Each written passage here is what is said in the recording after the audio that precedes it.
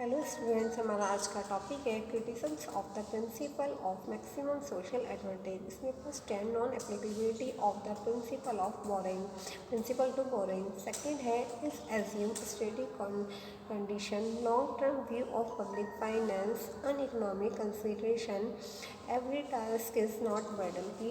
First जब हम बात करते हैं कि सार्वजनिक ऋण पर यह नियम लागू नहीं होता। अधिकतम सामाजिक लाभ का सिद्धांत आप लोगों को पता है कि जब भी हम कोई टैक्स पेड करते हैं तो टैक्स पेड करते समय हमें क्या होता है, सेटिस्फिकेशन नहीं लगता, हमें लगता है कि ये हमारे लिए एक टाइप का बर्डन है। तो उस बर्डन को दूर करने के लिए क्या होता है, गवर्नमेंट हमें उसके बदले में कुछ क्या होती है, फैसिलिटीज़ प्रोवाइड करती है। जैसे कि वो हमें नेशनल पार्क की फैसिलिटी दे सकती है, वो हमें या अदर कुछ मेडिकल फैसिलिटीज़ दे सकती है। तो ये सारी सर्विसेज देती है, जिससे हमें क्या होता है, हमें लगता है कि यदि हमने टैक्स पेड किया है तो उसके बदले में क्या हो रहा है, हमें कुछ ना कुछ एडवांटेज मिल रहा है। अब इसमें करते हैं कि राज्य यदि सार्वजनिक ऋण लेकर कोई सार्वजनिक व्यय करता है तो उस पर यह नियम लागू नहीं होता, क्योंकि इस ऋण पर जनता को कोई त्याग नहीं करना पड़ता है। ठीक है, अगर क्या हुआ, जो राज्य सरकार है वो सेंट्रल गवर्नमेंट हो सकती है, लोकल गवर्नमेंट हो सकती है, स्टेट गवर्नमेंट, अगर कोई आपसे लोन लेता है और लोन लेने के बाद क्या होता है, वो लोन आपके ऊपर ही क्या कर देता है, खर्च कर देता है। जैसे किसने बताया कि यदि सार्वजनिक ऋण लेकर कोई सार्वजनिक व्यय करता है, पब्लिक लोन लिया, पब्लिक लोन कैसे होता है, जैसे कि जो बड़े बड़े बिजनेसमैन होते हैं, तो एक टाइम ऐसा आता है कि गवर्नमेंट को क्या होता है, नीड होती है, तो वो क्या करती है, बोरो मनी उधार ले लेती है उनसे, और उस उधार को क्या करती है, जो आम जनता होती है या आप कह सकते हैं मिडिल क्लास या लोअर क्लास जो होते हैं, उनके ऊपर खर्च कर देती है। तो इस जिनको हम क्या कहते हैं, कोई सेक्रीफाइस नहीं कहते, क्योंकि इस ऋण पर जनता का कोई त्याग नहीं करना पड़ता, जनता को क्या करना पड़ता है, इसके लिए कोई त्याग नहीं करना पड़ता। इस एज्यूम स्टैटिक कंडीशन, ये जो एज्यूम होती है, स्टैटिक कंडीशन होती है, यह सिद्धांत स्थैतिक अवस्था से संबंधित है। यह सिद्धांत स्थिति अवस्था से संबंधित है। इसका मतलब क्या है, जबकि वास्तव में संसार में कुछ भी स्थायी नहीं है, सब कुछ क्या है, व्यवहारिक जगत क्या है, गत्यात्मक होता है। ठीक है, गत्यात्मक मतलब एक तरीके से गति में होता है। आप लोग कह सकते हैं कोई भी चीज़ क्या हो सकती है, स्टेबल नहीं हो सकती है। ठीक है, जो हम लोग हैं वो भी क्या कर रहे हैं, गति की अवस्था में है तो सही है, गति की अवस्था में नहीं है तो हमारा क्या होता है, कोई अस्तित्व नहीं होता है। फिर है long term view of public finance. जो हमारा पब्लिक फाइनेंस होता है, सार्वजनिक वित्त का क्या होता है, दीर्घकालीन दृष्टिकोण में क्या बताया गया है कि सार्वजनिक आगम व सार्वजनिक वित्त का एक वर्ष में के संदर्भ में अध्ययन करना उचित नहीं है, क्योंकि इसे दीर्घकालीन प्रभाव होते हैं। इसमें क्या होता है, जो इसका इफेक्ट होता है वो कैसा होता है, लॉन्ग टर्म के लिए होता है। तो सार्वजनिक आगम जो हमारे पब्लिक रिवेन्यू है एंड जो हमारे पब्लिक फाइनेंस है, इसका क्या होता है, जितना भी हमारा टोटल वर्क होता है उसके संदर्भ में अध्ययन करना में सही नहीं रहता। ये क्या होता है, बहुत ज़्यादा लॉन्ग टाइम, जैसे 5 साल 6 साल इतने टाइम के लिए होता है। फिर क्या है, अन इकोनॉमिक कंसिडरेशन। अन इकोनॉमिक इसमें क्या बताया है कि जो अनार्थिक कारण कहते हैं इसमें, सार्वजनिक व्यय केवल आर्थिक कारणों से ही प्रभावित नहीं होते। ये जो होता है केवल जो हमारे इकोनॉमी से रिलेटेड जो फैक्टर्स होते हैं उनसे ही केवल प्रभावित नहीं होते, कुछ दशाओं में यह सामाजिक व्यय, राजनीतिक व्यय घटनाओं से भी प्रभावित होते हैं। जो भी हमारी सोशल एक्टिविटीज़ होती हैं या हमारी जो पॉलिटिकल एक्टिविटीज़ होती हैं, उनसे भी क्या होता है, ये इफेक्टेड हमें देखने के लिए मिलते हैं। Every tax is not burden. आप लोग मानते हैं कि जब भी हम क्या करते हैं, किसी को टैक्स देते हैं, टैक्स किसका मतलब कि गवर्नमेंट को दिया जाएगा, सिंपल सी बात है। तो गवर्नमेंट को जब हम टैक्स पेड करते हैं तो हमें लगता है कि हमारे ऊपर एक टाइप का बर्डन हो रहा है। पर यहाँ पे क्या है कि every tax is not burden, कि प्रत्येक जो कर होता है वो बर्डन नहीं होता है, क्योंकि जब हम टैक्स देते हैं तो उस टैक्स के बदले में क्या होता है, हमें सर्विस भी तो मिलती है। यदि आप लोग कहीं पे होटल में या रेस्टोरेंट में गए तो वहाँ पे आपने टैक्स पेड करा, आपने टैक्स पेड करा, पर उस टैक्स के बदले में क्या हुआ, आपको कुछ ना कुछ सर्विस ही तो मिली। आपको वहाँ पे बैठने के लिए अच्छा मिला, आपको वहाँ पे जो मेन्यू है, मेन्यू लिस्ट अच्छी है, वहाँ पे जो आपको सर्विस प्रोवाइड की जा रही है वो बहुत अच्छी की जा रही है। ठीक है, कोई आपको गुड्स आप खरीदते हो, माल बहुत सारा, तो जब हम किसी माल को खरीदते हैं तो माल को खरीदते समय भी क्या लगता है, हमें उसमें GST लगता है, जिसे हम गुड्स एंड सर्विस टैक्स के नाम से जानते हैं। तो वह जो हम टैक्स पेड करते हैं वह भी हमें क्या लगता है, बर्डन लगता है। पर उसके ऊपर यदि हमने टैक्स पेड करा है तो उसमें क्या होता है, हमें ही क्या होती है, बचत होती है, वो हमारे लिए ही बेनिफिशियल होता है। क्योंकि जो हमारे से जो सेलर होता है वो उसके लिए क्या कर सकता है, जितने गवर्नमेंट ने उसके रेट रखे हैं उसी के अकॉर्डिंग वह क्या कर सकता है, हमें बेच सकता है। अगर वो इसमें क्या होता है, बेनिफिट किसका होता है, हमें कंज्यूमर का ही बेनिफिट होता है। ठीक है। फिर एक है कि measurement of social sacrifice and social welfare difficult. जो हमारे यहाँ पे ये हमने कितना सेक्रीफाइस किया है और कितना क्या करा है हमने इससे बेनिफिट लिया है, इसका मेजरमेंट करना क्या होता है, बहुत ज़्यादा टफ पड़ जाता है।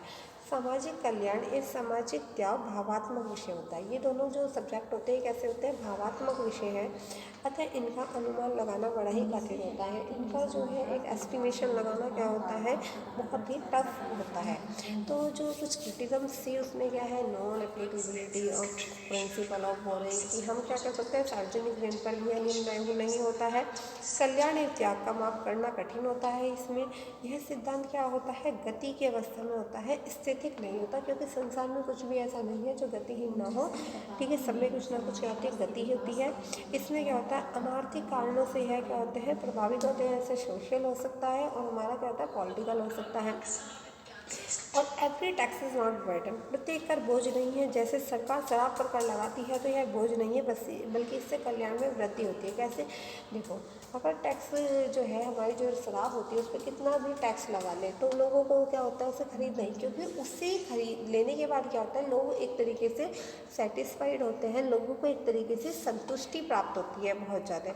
तो प्रत्येक जो टैक्स होता है वो बर्डन नहीं होता। शराबी जब शराब पिएगा तो उसको वो टैक्स नहीं दिखेगा, उसको क्या दिखेगा, उसको सेटिस्फिकेशन दिखेगा कि मुझे उसको पीने से कितनी संतुष्टि प्राप्त हुई है। फिर बात करते हैं हम एडवांटेज की, हमारे सामाजिक लाभ के सिद्धांत की आर्थिक कसौटी जो है उसके कुछ economics test of the theory of social advantage. इसमें है, फर्स्ट है प्रोडक्शन इम्प्रूवमेंट। क्या कि उत्पादन में क्या होता है, सुधार होना। उत्पादन में वृद्धि किसी गति से हो रही है और वस्तु के मूल्य में कमी तथा किस्म में सुधार हो रहा है। इसमें क्या देखा जाता है, जो हमारा प्रोडक्शन है उसमें वृद्धि कैसे हो रही है और वस्तुओं की जो मूल्य है उसमें कमी तथा किस्म में सुधार हो रहा है या नहीं। यदि ऐसा है तो सामाजिक लाभ में क्या हो रही है, जो हमारा सोशल वेलफेयर है उसमें क्या हो रही है, वृद्धि हमें देखने के लिए मिलती है।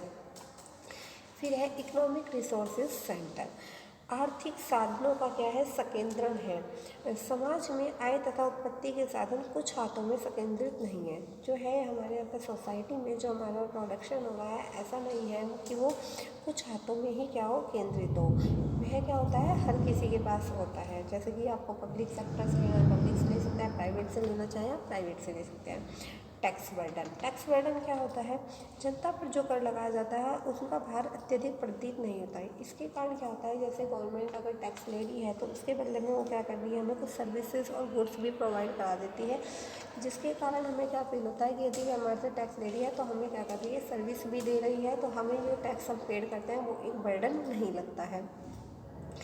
एम्प्लॉयमेंट स्टेटस जिसे हम कहते हैं, रोजगार की स्थिति, देश में बेरोजगारी कम हो रही है या नहीं। यदि अधिक व्यक्तियों को रोजगार मिल रहा है तो राजस्व नीति लाभदायक है। हम क्या देखते हैं, यदि टैक्स देने से, ठीक है, इसके द्वारा क्या होता है, गवर्नमेंट की इनकम होती है। गवर्नमेंट की इनकम होगी तो गवर्नमेंट क्या करेगी, इससे अपने बिजनेस वगैरह को बढ़ाने के लिए कोशिश करेगी, जिसके कारण हमारा जो टैक्स रोजगार की जो स्थिति है वो भी चेंज रहेगी। लोगों को इसके कारण क्या होगा, रोजगार मिलना स्टार्ट हो जाएगा। देश में बेरोजगारी कम हो रही है या नहीं। यदि अधिक व्यक्तियों को रोजगार मिल रहा है तो राजस्व जो है फ़ायदेमंद होता है, और यदि कम लोगों को मिल रहा है तो यह क्या होता है, नुकसानदायक होता है। तो हमें कोशिश करनी चाहिए कि ज़्यादा से ज़्यादा लोगों को क्या मिले, रोज़गार मिले। हमें इंडस्ट्री एरिया लगानी चाहिए, एग्रीकल्चर में हमें अपने ज़्यादा से ज़्यादा प्रोडक्शन के ऊपर ध्यान देना चाहिए। फिर है सेफ्टी एंड पीस, सुरक्षा और शांति।